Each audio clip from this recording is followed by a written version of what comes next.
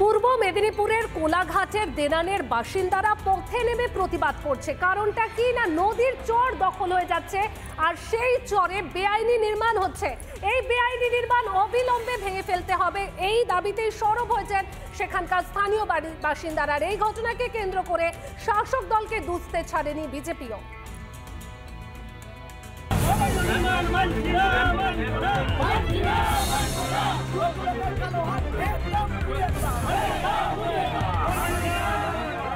অবৈধ নির্মাণ ঘিরে শোরগোল। কোলাঘাটের দেনানী রূপনারায়ণ নদীবাঁধ লাগোয়া চর দখল করে নির্মাণের অভিযোগ। প্রতিবাদে পথে নামেন স্থানীয়রা।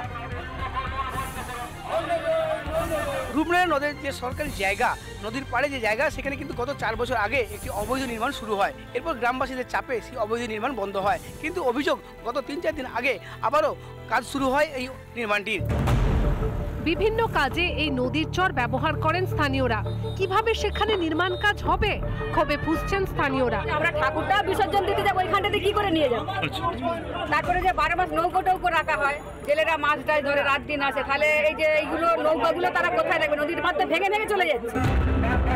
আর এই নির্মাণ ঘিরে শাসক দলকে দুষতে ছাড়েনি বিরোধীরা। একটি কোনো দলীয় কার্যালয় আর হওয়ার সম্ভাবনা দেখতে পাচ্ছি আমরা, কারণ স্থানীয় কিছু শাসক দলের এর কিছু মুষ্টিমেয় লোক ওখানে আমরা আনাগোনা দেখতে পাচ্ছি। যাই হোক না কেন, যেহেতু এটা সরকারি জমি, সেখানে একটি অবৈধ নির্মাণ, আমরা তীব্র প্রতিবাদ জানাচ্ছি। তৃণমূলের কালচার, তারা তৃণমূলের পতাকা লাগিয়ে পার্টি অফিস করার নাম করে পরবর্তীকালে এটাকে বিক্রি করবে।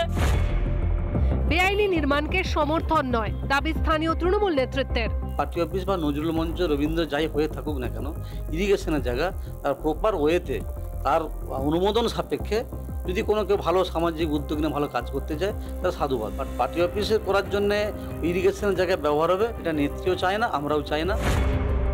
বারবার সরকারি জমি দখল, নদীর চর দখলের মতো অভিযোগ প্রকাশ্যে আসছে, আর তাতে নাম জড়াচ্ছে তৃণমূলের। কেন বেআইনি নির্মাণের দিকে নজরদারি নেই প্রশাসনের? কেন বারবার পথে নামতে হবে আমজনতাকে? অবৈধ কোনোভাবে বা অবৈধ নির্মাণকে কেন্দ্র করে সাধারণ মানুষ রীতিমতো ক্ষুব্ধ। কোলাঘাট থেকে প্রসূন বন্দ্যোপাধ্যায়, রিপাবলিক বাংলা। বছর 5 আগে তৈরি হওয়া দক্ষিণ দিনাজপুর বিশ্ববিদ্যালয়ের নিজস্ব কোনো ভবন নেই। বাড়ি ভাড়া করে চলছে অফিসের কাজকর্ম, আর অন্যদিকে পঠন পাঠন চলছে অন্য কলেজ ভাড়া করে। ভাবুন একবার অবস্থাটা কি।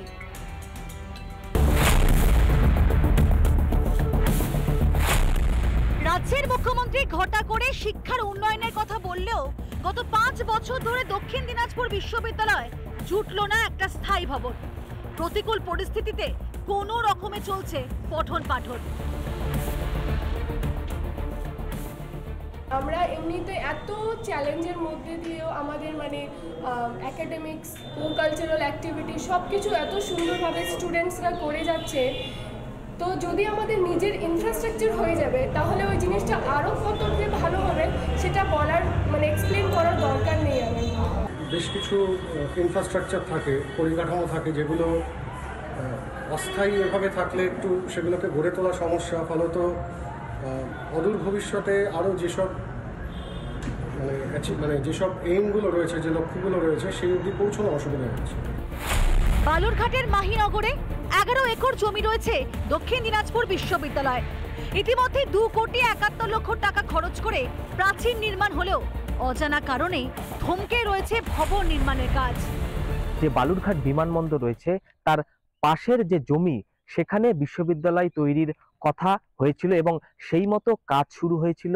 জমির যে বাউন্ডারি, সেই বাউন্ডারিও দেওয়া হয়েছে। স্থায়ী ভবন না থাকায় সমস্যায় বিশ্ববিদ্যালয়ের পড়ুয়ারাও। ইউনিভার্সিটি খুঁজে পেতে সমস্যা হচ্ছে, যেমন আমারও হয়েছিল প্রথমবার।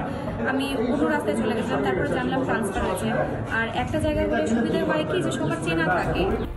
বিশ্ববিদ্যালয় পরিকাঠামোগত কাজের জন্য রাজ্যের উচ্চশিক্ষা দপ্তরকে চিঠি দিলেন উপাচার্য প্রণব ঘোষ।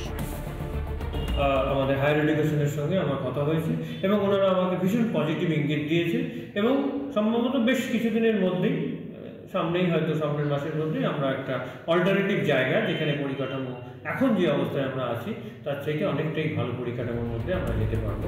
কবে তৈরি হবে বিশ্ববিদ্যালয়ের নিজস্ব ভবন, সেদিকেই তাকিয়ে এখন জেলাবাসী। দক্ষিণ দিনাজপুর থেকে রিপন ভৌমিকের রিপোর্ট, রিপাবলিক বাংলা। এ রাজ্য জুড়ে শুধু নেই নেই আর নেই, শিক্ষা নেই, চাকরি নেই, এমনকি খাবারের জলটুকু পর্যন্ত পর্যাপ্ত নেই। জলের জন্য নির্ভর করতে হচ্ছে প্রতিবেশী দেশ ভুটানের ওপর। আলিপুর দুয়ারের জয়গার বাঙ্গেবাজার এলাকার করুণ ছবি উঠে এলো রিপাবলিক বাংলাতে।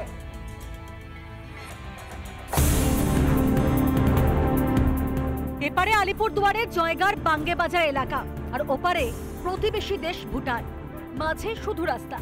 এলাকায় নেই কোনো সরকারি জলের পরিষেবা, তাই পানীয় জলের জন্য নির্ভর করতে হচ্ছে পার্শ্ববর্তী দেশের ওপর।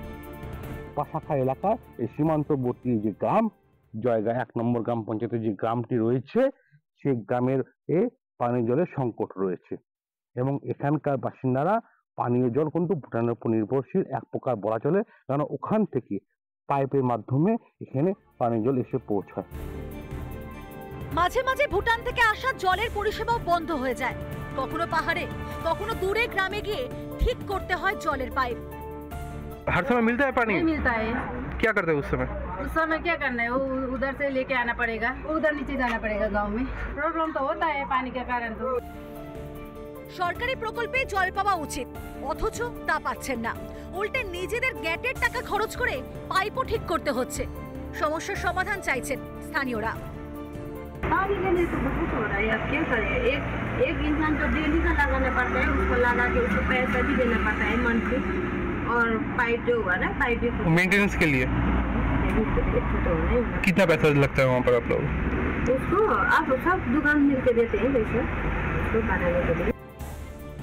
বছরের পর বছর জলকষ্টে থাকতে হচ্ছে স্থানীয়দের, অথচ সে কথা জানতেন না বলেই দাবি কালচিনি পঞ্চায়েত সমিতির সভাপতি। না, এটা তো আমি আপনাদের কাছে থেকে জানলাম, কিন্তু আমি যাব, দেখব, ভিজিট করব আর দেখি কি করা যায়, যতটুকু পারি করব। পাশাখা সীমান্তে জয়গার বাসিন্দাদের এই সমস্যা বহুদিনের, তবুও হেলদোল নেই প্রশাসনের। সরকারি জলের প্রকল্প থাকা সত্ত্বেও আদৌ সেই প্রকল্পের সুবিধা তারা কবে পাবেন, সেই প্রশ্নে ঘুরপাক খাচ্ছে স্থানীয়দের মনে। আলিপুরদুয়ারে ভুটান সীমান্ত থেকে চট্টোপাধ্যায়, রিপাবলিক বাংলা। নানা ধরনের কন্টেন্ট দেখার জন্য লাইক করুন, শেয়ার করুন আমাদের ফেসবুক পেজ, সাবস্ক্রাইব করুন আমাদের ইউটিউব চ্যানেল। পাশাপাশি অন্যান্য ব্রেকিং নিউজের জন্য অবশ্যই চোখ রাখুন রিপাবলিক বাংলায়।